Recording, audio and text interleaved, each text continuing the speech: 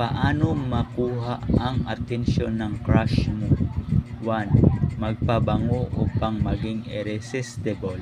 2. Maging head turner, magsuot ng pulang damit at ilugay ang iyong buhok. 3. Mag-post sa social media ng mga positive post tungkol sa iyo. 4. Bigyan siya ng compliment. 5. Kaibiganin mo siya. 6. Alamin ang kanyang interest. 7. Magpakita ng sincere concern at interest sa kanya. 8. Mag-excel sa isang bagay upang magpa-impress. 9. Maging mysterious.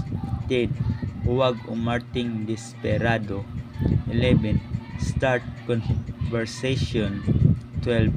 Makipagkaibigan kanyang mga kaibigan.